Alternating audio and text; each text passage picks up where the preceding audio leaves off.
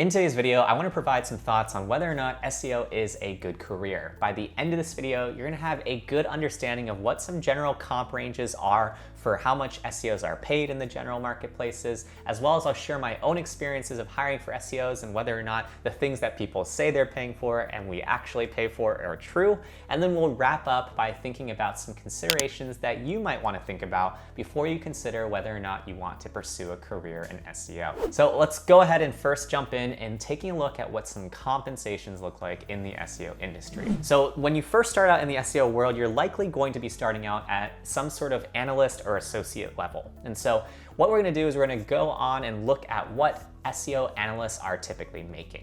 When we go ahead and jump into glassdoor.com, which is a common website for looking up general compensation ranges, you can see that an SEO analyst is typically making about 74 grand in total compensation in a year. In the case where you're newer to the job market, here's how you can better understand these two numbers. So the base compensation, which right here is around 62 grand, is what you will be getting in every other pay period if you're receiving your paycheck every 2 weeks. Whereas the additional pay of around 12.5 grand are pretty much any potential incentives or variable compensation components that they may be giving you for hitting certain benchmarks, milestones, or just overall the company doing well.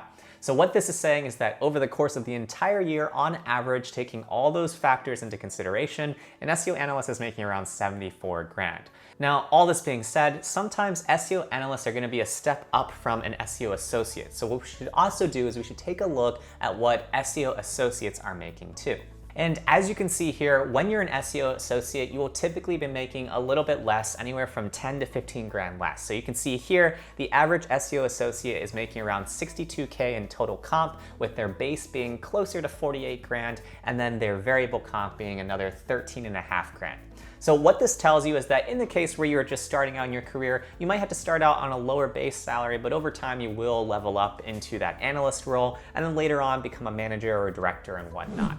Now, looking at that, that means that the typical starting SEO job is anywhere between 60 and 75 grand for a solid starter job. And that typically will align more or less with most college graduate jobs, in which if you look at the median across the board of most four-year degree jobs coming out of school, you will typically be looking at the range of anywhere from 60 to 75K. So what that means is that we're more or less in line with expectations of what you would get if you were just to get a typical job out of college. But the real question is whether or not this scales as you move up the ladders in terms of your SEO career. So next, let's take a look at what an SEO manager makes, and then take a look at what an SEO director makes to then see whether or not this starts scaling disproportionately. All right, so what you can see here is that an SEO manager on average will make around 102 grand a year.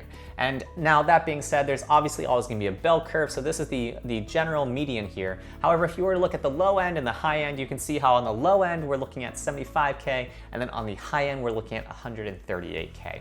But what this should tell you is that you can notice how as you are moving up from just being an associate or an analyst all the way up to being a manager, you can notice that there's pretty much a gap of around a bump of 25 grand, give or take, from the prior position. And so that makes sense because as you are becoming an SEO manager, typically what you'll be doing is managing a few different associates or analysts, dealing with different client relationships, and having more responsibilities than when you were just an analyst or an associate. Typically in the case where you're an analyst or associate, you're just kind of doing the grunt work and learning more about the foundations of SEO before you are ready to level up and take greater ownership. But what does it look like in terms of becoming an SEO director? Well, in that case, what we can do is we can take a look here. And here you can see that the jump between being a manager and being a director is very, very different. In this situation, SEO director is making, on a base standpoint, around 145 grand a year, and they're getting a variable comp component of around 18.5 grand.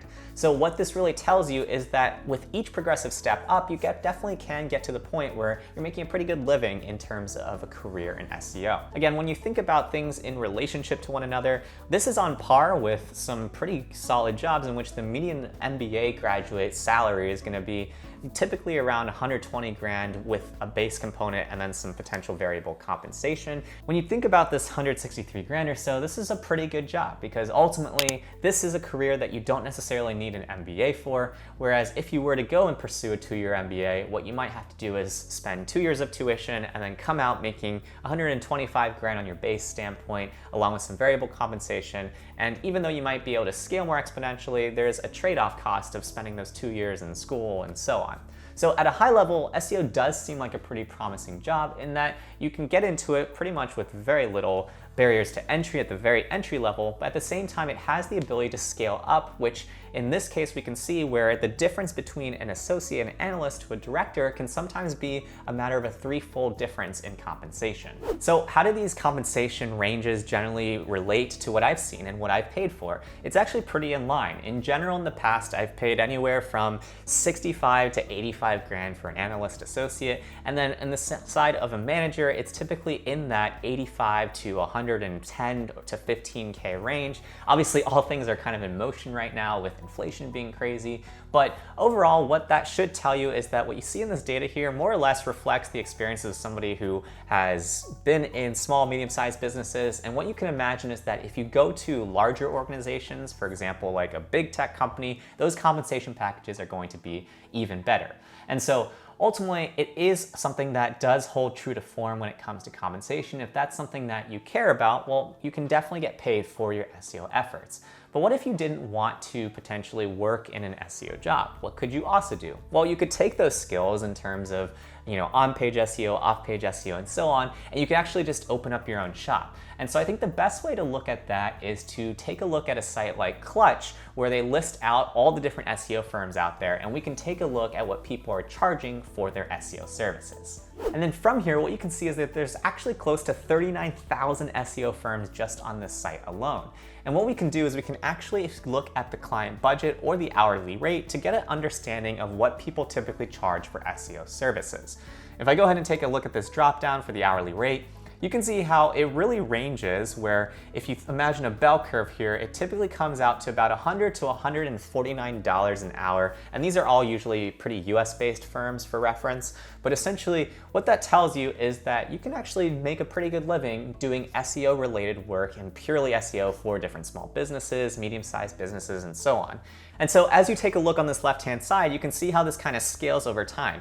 As you work with bigger agencies, they may charge more per hour just because they have more payroll and people to ultimately take care of in their salaries. But generally what you can see is that these folks are coming in anywhere from the low end, $50 to $100 to $100 to $150, and even sometimes higher. So for example, you can see Directive here does performance marketing for software companies. And so in this situation, they're charging around $300 or more per hour. Here's what I think you can take away from this though. You can see that there are thousands of SEO firms that are all still alive and well in terms of running their businesses, and they are doing well in terms of the rates that they are charging. If you want to ever calculate your quick, annual compensation equivalent, you can pretty much just double your hourly rate and then add a few zeros at the end. So for example, in the case where you are charging $50 an hour for SEO, what that means is that you can double that and then add 3 zeros, and that's essentially what you've got. And so in this case, you would be making around $100,000 a year if you were to charge $50 an hour and have steady 40-hour-a-week work.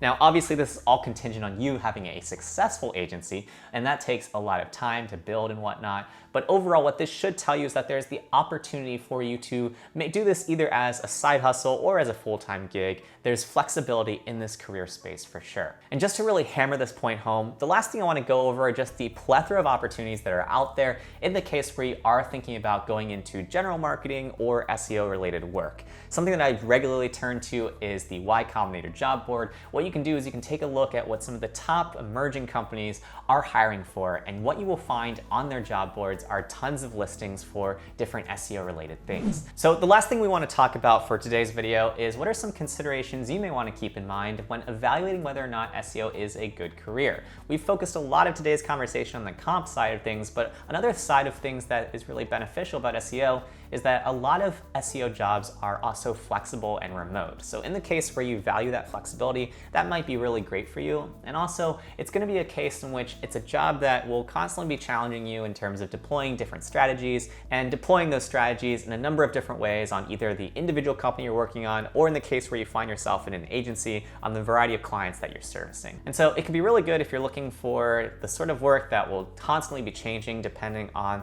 the needs of the businesses that you are primarily serving. However, in the case where you do prefer a lot of client interactions, well, in that situation, you have to potentially look for SEO jobs that have that sort of focus, but sometimes you will find that you won't actually need to talk to all that many humans in order to do an SEO job. So that's something to keep in mind, in which if you really value the relationship-driven side of things, you'd either want to be some sort of client manager on the SEO side, or something that specifically has that sort of thing that meets that need of yours. But in the case where you're just looking to do some of the back-end work and stuff like that, you might look for an off-page SEO role, or something in which it's more technical and on the back end. Last thing I'll mention is that if you're looking to learn some foundational SEO skills, it is always useful to check things out on YouTube, as well as some top SEO blogs, such as the Backlinko blog, Ahrefs, SEMrush. They all have free content. Even on this channel, I teach a ton of free different tools that you can use when it comes to leveling up your SEO. So hopefully you found this video helpful, and in the case where you did, hit that like button below, subscribe for more content like this, and then check out my video over here where I dig into whether or not I think that digital marketing is worth it as a career.